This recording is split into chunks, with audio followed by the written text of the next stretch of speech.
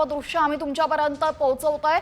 तर दुसऱ्या बाजूला आता परळीचे व्यापारी महादेव मुंडे यांच्या हत्येसंदर्भात मोठे खुलासे होत असतानाही बघायला मिळतंय।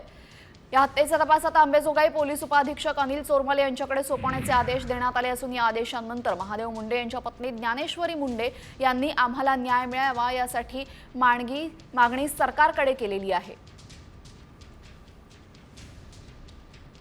एवढंच आम्हाला आहे की जे DSP चोरमले सर आहेत त्यांनी योग्य ते न्याय दिला पाहिजे। त्यांनी पण असा मतभेद न करता त्यांनी योग्य ते न्याय दिला पाहिजे। महादेव मुंडेच्या बी आत्म्याला शांती लाभली पाहिजे हेच त्यांनी विचार करून, लेकराबाळांचा विचार करून त्यांनी योग्य ते न्याय दिला पाहिजे। आरोपी अटक करावं तो तत्काळ आम्हाला न्याय द्यावा। आरोपी कोण आहेत, मेन जे आरोपी ते अटक करावं DI साहेबांनी।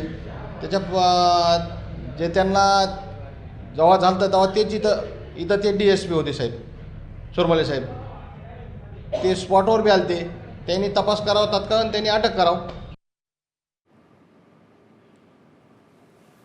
तर आता मुंडे हत्या प्रकरणासंदर्भात सुद्धा वाल्मिक कराडचा मुलगा सुशील कराड याचे पाय खोलात असल्याचं दिसतंय आणि त्यावर कारवाई होते।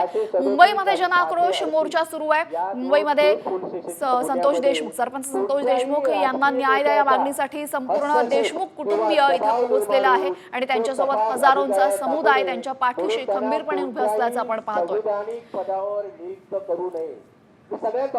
तर या आक्रोश मोर्चाकडे आपलं असंच लक्ष असणार आहे। आणखी